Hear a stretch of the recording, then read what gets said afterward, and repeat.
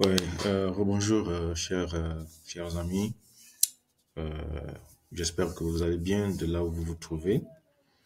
Moi, je me porte très très bien et je suis content de vous retrouver une nouvelle fois pour le cas pratique numéro un du module 2, hein, consacré essentiellement à l'assurance et à la couverture des risques.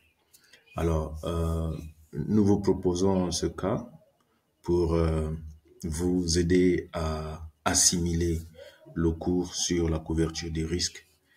Donc, vous allez vous aider de votre cours. Vous allez revoir le cours et vous appuyer sur ce cours pour pouvoir traiter cet exercice, ce cas pratique et cette étude numéro un. Alors, de quoi il s'agit? Il s'agit des différents cas que nous avons sélectionnés, énumérés, hein, pour pouvoir faire ressortir le volet assurance et le volet couverture des risques. Donc, merci à vous de vous munir toujours du schéma de la chaîne des approvisionnements et de votre tableau Incoterm sur surtout le CIF, l'Incoterm CIF et les différentes responsabilités qui vont avec, les lieux de décharge de responsabilités qui vont aussi avec. Donc voilà, nous allons aller au vif du sujet. Il s'agit des marchandises qui sont assurées pour un transport maritime sur la liaison Guangzhou en Chine pour Abidjan en Côte d'Ivoire. Ces marchandises subissent des dommages lors de l'entreposage immédiatement après le débarquement au port d'Abidjan. L'assuré, la question que nous posons ici, l'assuré est-il indemnisé de ces dommages s'il a souscrit une assurance FAP-SOF? Même question s'il s'agit d'un cas de vol. Le deuxième cas, ce sont des marchandises assurées en tout risque. La marchandise subit des détériorations pendant le post-acheminement faisant suite au débarquement au port d'Abidjan. Alors, l'assuré est-il indemnisé ici dans ce cas? Même question s'il s'agit de détérioration, si la détérioration est constatée au port d'arrivée, ce sont 5 jours après la date de décharge. Vous souscrivez, hein, vous souscrivez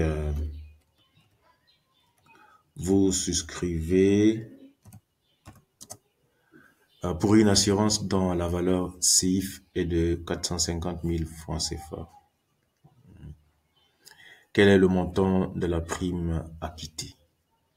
Alors, généralement, le montant d'assurance que vous souscrivez, si c'est le fournisseur qui souscrit chez lui, la valeur est en devise ici. La valeur ici est en devise. Alors, si c'est vous qui souscrivez à Abidjan, la valeur ici est en CFA. C'est ce que je voulais vous dire. Marchandises endommagées pendant le chargement à bord. Le transporteur, est-ce que le transporteur est-il responsable? Qui supportera les risques liés au chargement dans ce cas à bord du navire? Alors, le quatrième cas, c'est lorsque un exportateur établit une offre CIF dans un contrat d'approvisionnement avec le client un client à Chicago. Il s'agit, il sait que plutôt, il sait qu'il devra expédier 1500 tonnes de fromage, d'accord, sous température contrôlée. Mais il ne connaît pas la cadence des 10 expéditions prévues. Dans cette cadence-là, il a 10 expéditions à faire, mais il ne sait pas. Il ne le sait pas.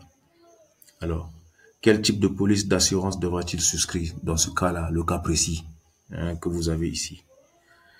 Compte tenu de la nature de la marchandise, quelles précautions peut-il prendre?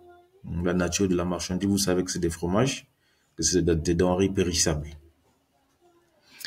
Vous importez, le cinquième cas est que vous importez de Chine CIF Dakar.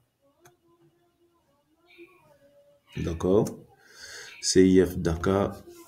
La marchandise est incomplète à l'arrivée, certains cartons étant partiellement remplis.